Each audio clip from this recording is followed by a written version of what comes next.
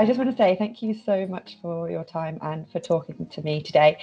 As you may or may not already know, I'm like super new to golf. I only started at the end of last year, actually, so about November time.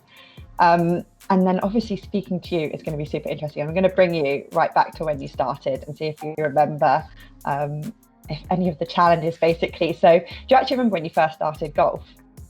I actually started taking lessons when I was like 5.5, and I did not like it. I was supposed to have lessons with one of the male pros at the David Ledbetter Golf Academy, and I threw such a fit that this lady, her name is Tracy Reiser, she was like, how about if I take you? And I was like, okay, you look trustworthy, so I'll just go with you.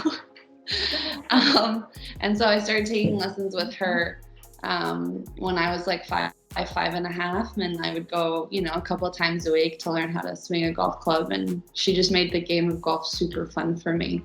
Oh, that's so nice. Was it because your family were playing, or is it? No, my parents moved to the States in 92, and I was born in 93, and that's around the time when like David Ledbetter built an academy, and Dad was practicing out of the Bollettieri Academy. And I was a high energy child. And so I was put into just about anything and everything, like gymnastics, figure skating, tennis, golf, basketball, ballet, Wow. Anything to just like get me out of the house and keep me busy. Wow, that's amazing. And your sister was playing already as well, or was it just you playing initially? So my sister's 5 years younger than I am. And so when she basically started walking, she was already on the golf course with me because my mom was taking us. Well, if I had to go to the golf course, she obviously had to come with. Yeah. She was at the golf course from a very, very young age. And when did you decide like golf was something you wanted to pursue? I mean, it's really hard. I've just started and I find it so difficult. I think sometimes, why does anyone love this sport, Yeah, I mean, honestly, like when I was like 8 or 9 years old, I really fell in love with it. I was put into a golf group, and the coaches just made it really fun and a lot of games and a lot of competition. But I really knew that I wanted to play professional golf when I was 15 and played in my first US Open in 2008. I thought that was like the coolest experience. I was walking and signing flags, and I just loved the atmosphere, and I loved the competition of professional golf, and I finished 19th that year. And honestly, every single year after that, I was just getting ready for US Opens. Like I didn't care about anything else other than playing on a professional level at the biggest stage in women's golf, and that kind of just followed me along. Honestly, was just grinding my butt off to be able to reach being a professional. Honestly, the like dedication that comes with golf, I think, is just amazing. Did you find that you were only playing to compete, or did you want to play for fun?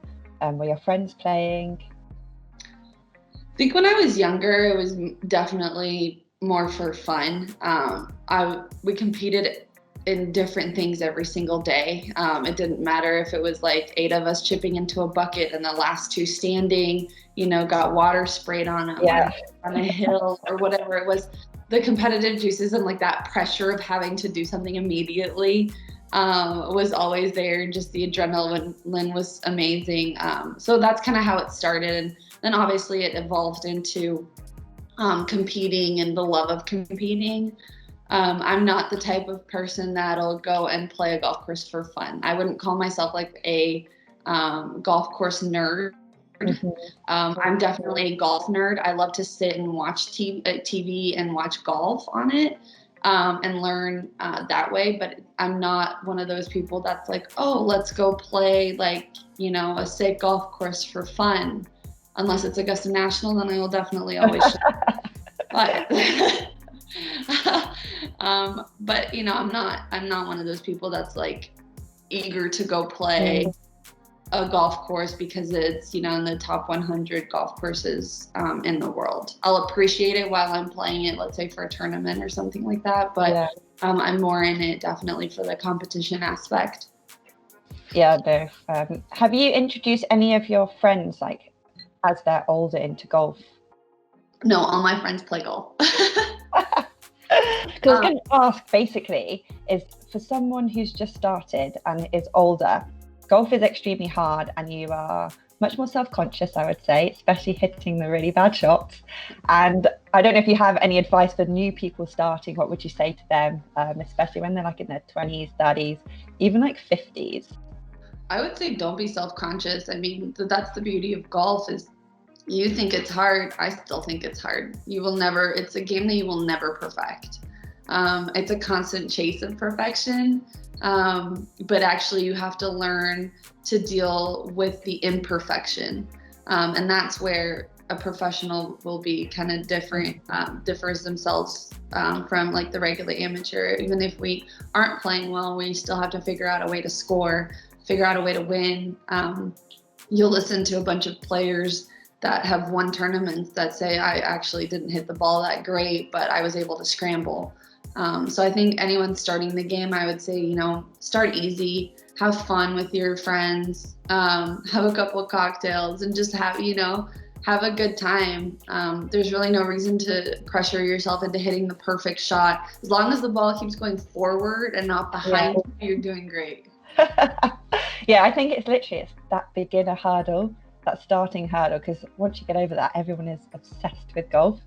I don't know if you've seen how many people are obsessed on like Instagram with golf. It's actually crazy. It is. I mean, it's a great game because you can literally play with just about anyone. And I think that's what's so special about it. I mean, we play pro-ams every single week and I'm paired with 4 amateurs and, they might lose a dozen golf balls in 9 holes, but they're still having a great time. And I'm still able to play at a high level while, they're over there looking for their golf balls in the bushes. But it's all in good fun. And that's the whole point of it. At the end of the day, it's a game. And that's how it should be played and perceived. Do you enjoy playing in the pro-ams then with people who aren't so great? I've played a lot of pro-ams where it's been really bad. Like really bad. At one point, I think I was like, hey, balls are pretty expensive. So if you want to save some money, you can just putt and I'll get you onto the green. You can just putt because we play scrambles. Yeah. So you can just put the ball in the hole. I was like, it'll save you some cash. Oh God, I can imagine it's quite intimidating playing against or with you. So they did good anyway. So COVID, how have you managed to stay motivated and inspired over COVID? Honestly, it's been really tough playing through COVID with like no fans. You feed off of their energy. It feels like a golf tournament. It's really hard to get into the mindset of a golf tournament. You feel like you're kind of maybe more or less just at practice. And it's super quiet. You forget how quiet a golf course can get.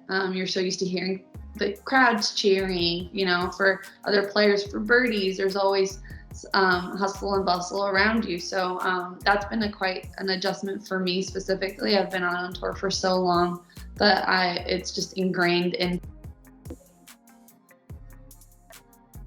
It's like every year you just have to figure it out. That's our job, and whether we're playing good or bad, you just figure it out. And it's been an adjustment for sure, and I'm really hoping that we can kind of get back to normal soon. I feel like more people are watching at home as well, because there's no golf on really that much. No one can go and see it. So now everyone's just watching it on TV. I feel like the women's golf is even getting more publicity in that sense as well because of it. What are your thoughts? I would say people, like Justin Rose speaking out and having his own like ladies tournaments around the UK. It's not that we've been doing the same thing. It's just we now have the men starting to speak out. And so I think that's why people maybe are starting to pay more attention, because I guarantee you they will listen to somebody like that. If you have like Lee Westwood speaking out about why with the women's open wasn't on primetime TV on Sky Sports, people listened. It's good to have that support from the men and them kind of helping us elevate the women's golf and kind of just bring a bit of a spotlight on us. So we I think it's super important. We're obviously very grateful for that as well. So hopefully they'll keep doing more. So in terms of, have you been in lockdown in the US or where you are in your state? We were, especially my area, I'm in Palm Beach. We were on lockdown for almost a month, especially like golf courses and stuff. That's what I'm calling a lockdown. And I got a net. I hit some balls in my backyard. You attempted to do like the outdoor workouts. Yeah. I'm pretty sure my dog Charlie was so over going on long walks. I swear I was just trying to be outside as much as I could. Because I felt like every time I just sit at home, I'm like, oh, maybe I can improve this, or maybe I can improve that. Yeah, no, that's good. What would you say would be like the best training aids you've used at home? Because obviously here in the UK, we're in our second lockdown now. I would say a net is amazing. When I was growing up in Czech Republic, we spent our winters there. And my dad would pull out his car and set the net up, and I would hit balls in the garage. I know a lot of girls and guys were using a net during the first lockdown. So I would say that. I mean, it's so nice too. I mean, you can just throw your music on and hit a couple balls, relieve some stress. Yeah, it's great. So in my first lockdown, I had the privilege of a garden, but now I'm back in London. My garden is literally the smallest concrete square, so I have to try and think, what can I do inside? I have chipping nets, and there's a perfect, I don't know if they ship out to you guys, but Perfect, I think it's called Perfect Practice, have a putting mat with 3 holes, 2 holes? 2 holes. Is it the one that's like long and then has a bump on the end? Yeah, it kind of just goes with the 2 holes. Yeah, it's 2 holes. And so I think that's a really good thing to have at home. I have all of those. So a chipping net, it's quite small. You can put that really anywhere. Just try not to break your glass. I know there's definitely been some funny videos of people breaking things over lockdown, I think. Yeah. So what is on your golfing Christmas list this year? Well, we have 4 events left, so I would say a win would be amazing. I've been loving Christmas. I think, obviously my wish for 2021 is for a healthy return of safe and healthy return of fans out of the golf course. Just my golfing wish would definitely always be a win and move myself up in the rankings. Which competition are you most excited to play that's coming up? Well, we have the US Open in Houston. I think it's the second week of December, which I think will be very interesting in itself because it's Houston and you just don't know what the weather's going to be like. I mean, it could be freezing or it could be mid-70s. So it'll be quite the gamble for us in terms of weather. But I'm always really excited to play in US Opens. Like I said, I've played every single one since I was 15 years old. And it's just a very special event. And the USGA has been trying to elevate the women's golf game for a long time. And I just love, the work that they're doing alongside us. That's super cool. So would you rather play in like super hot weather or super cold weather? I'm super hot all the time. Like I would love to play just in heat. Like I would rather be sweating than be freezing 100%. God, I don't know what I would pick, to be honest with you. I don't like extreme weathers. I'm a pleasant weather golfer. It's not the best, honestly, but I really just thoroughly like being warm versus cold. Unless I'm not playing golf. If I'm not playing golf and I can just throw on a bunch of layers and just like cozy up, then that's fine. But yeah, I would definitely rather be hot than cold. So if you're not golfing, what are you doing?